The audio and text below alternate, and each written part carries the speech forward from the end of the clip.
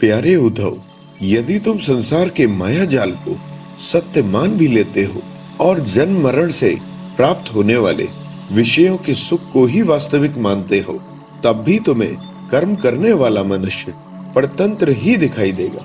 अगर वह स्वतंत्र हो तो सुख दुख का फल क्यों भोगना चाहेगा?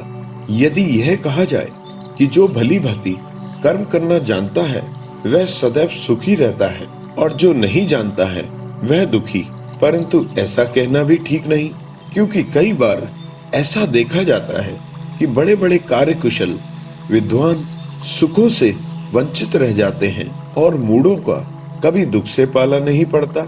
इसलिए जो लोग अपनी बुद्धि या कर्म से सुख पाने का दंभ भरते हैं, उनका यह अभिमान व्यर्थ है। और अगर यह मान भी ले कि उनका यह दंभ सही है कि वे सुख दुख को नियंत्रित कर सकते हैं, फिर भी यह तो मानना ही पड़ेगा कि उनके पास मृत्यु से निपटने का कोई उपाय नहीं। मरना तो सबको पड़ेगा, और जब यह मृत्यु उनके सर पर नाच रही हो तो ऐसी कौन सी भोग सामग्री है जो उन्हें सुख दे पाएगी?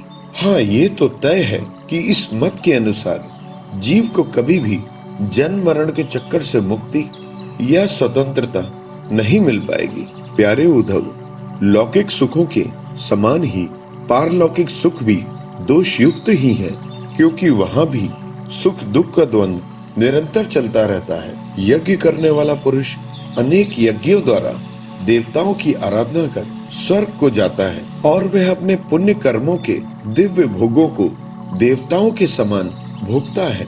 उसे उसके पुण्य कर्मों के अनुसार चमकीला विमान मिलता है, उस पर सवार होकर वह सुर सुंदरियों के साथ विहार करता है। गंधर्व जन उसके गुणों का गान करते हैं। उसका विमान उसकी आज्ञा के अनुसार जहां वह ले जाना चाहे वहीं चला जाता है।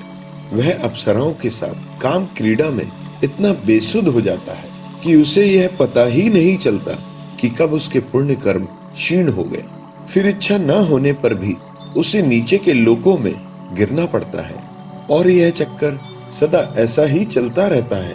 यदि कोई मनुष्य दुष्टों की संगत में पड़कर अधर्म परायण हो जाता है, अपनी इंद्रियों के वश में हो, मनमानी करने लगे, लंपट हो जाए, लोगों को सताने लगे और विधि विरुद्ध पशुओं की बलि देकर भूत और प्रेतों की उपासना में लग जाए, तब वह पशुओं से भी गया बीता हो जाता है और नरक का भोगी बनता है। बाहिर्मुखी कर्मों का एकमात्र फल दुख है।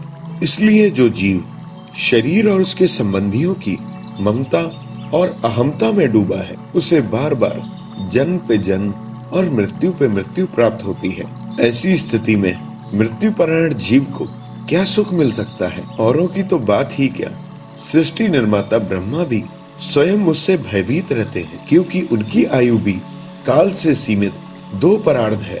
जब मनुष्य अंतर्मुखी हो, मैं और मेरेपन का अंतर समाप्त कर लेता है, तब उसे आत्मा के एक तत्व की अनुभूति होती है और वह कर्म के बंधनों से मुक्त हो जाता है।